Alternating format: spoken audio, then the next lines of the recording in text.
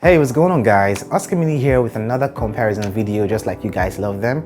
And this time is a battle of the $400 devices, the iPhone SE 2020 and the Samsung Galaxy A71. Which one of those devices is worth your $400? Do you want to find out? Without taking much of your time, yo guys, let's get started.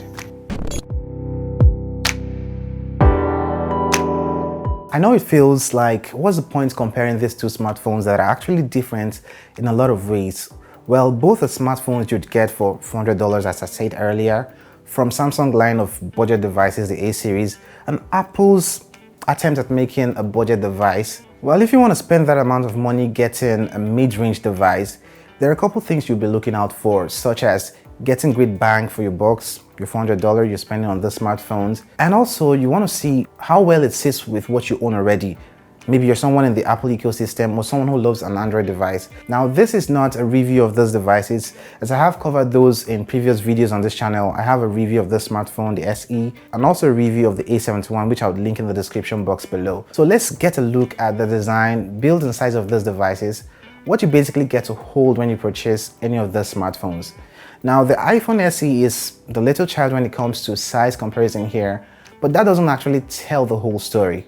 Although you're getting the same form factor as the iPhone 8, a 4.7-inch LCD panel, water resistance, and glass at the rear, this smartphone is totally made out of glass and aluminum, making it feel sturdy and of high quality. But also the iPhone SE is really small. I mean, difference between these devices in terms of size is night and day.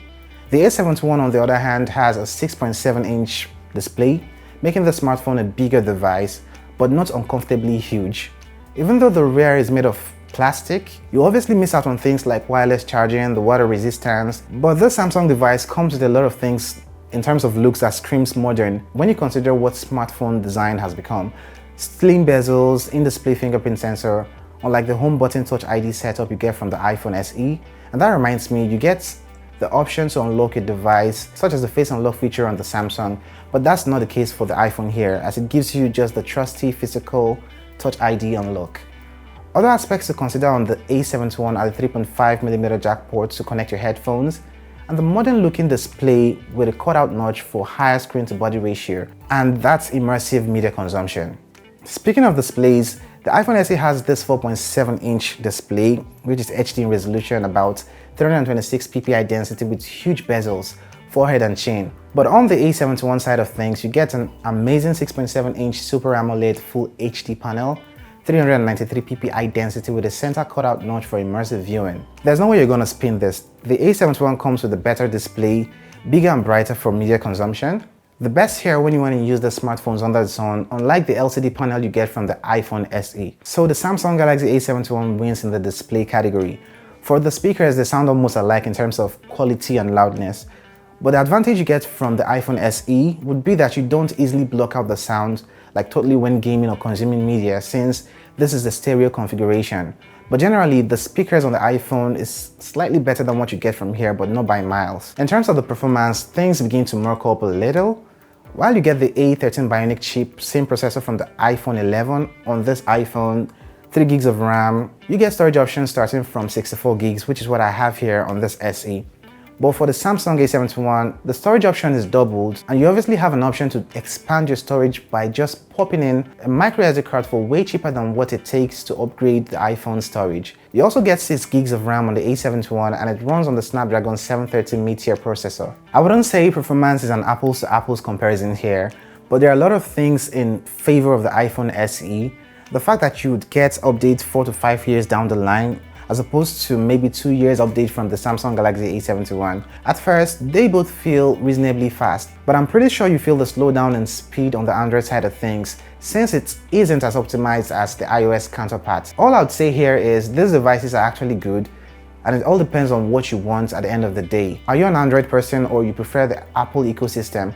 Also, doing a speed test here doesn't really sit well with me, as these are different operating systems and they pretty much call apps differently. In the battery department, you get about an 1800 mAh battery from the iPhone with a 5-watt charger from the box, while the A71 gives you a 4500 mAh battery with an 18 watts fast charger for quick charge in the box. Now, there is support for fast charge on the iPhone, but that means you'd have to throw out more money to get that.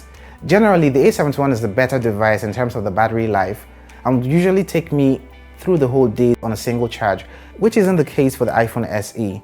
Camera setup on these devices are actually different, with the iPhone coming with just 2 cameras, a 12 megapixel rear shooter and a 7 megapixel front-facing camera, while you get a quad camera configuration at the rear of the A71 with the 64 megapixel lens, 12 megapixel ultra-wide, 5 megapixel macro lens and a 5 megapixel depth sensor. You also get a 32 megapixel front-facing camera, giving you more options on the A71. I actually prefer the feel and look of the photos coming from the iPhone SE's lens to those from the A71. It actually appeals more to me, but that doesn't mean you're getting poor photos from the A71.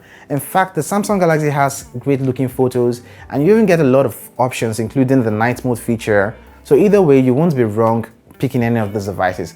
But when it comes to the video side of things, that's where the iPhone crushes the A71 for me.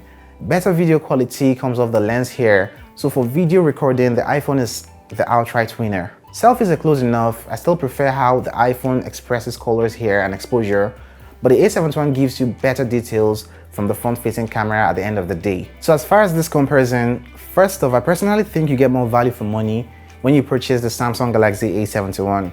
But to make things a little easy for you, here's how I'll put this.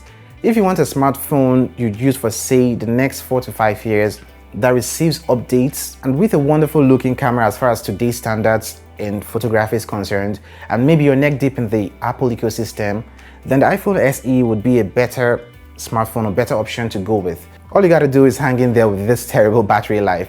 But if you're looking for a modern looking smartphone with amazing battery life and display on the Android side of things, then by all means pick the Samsung Galaxy A71, which receives just maybe 2 years update. And there you have it, my take on these two smartphones.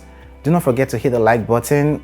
Also do not forget to share this video, and most of all, do not forget to subscribe to this channel if you haven't done that already. Other than that, it's goodbye, and I'm gonna catch you in the next one. Cuídate.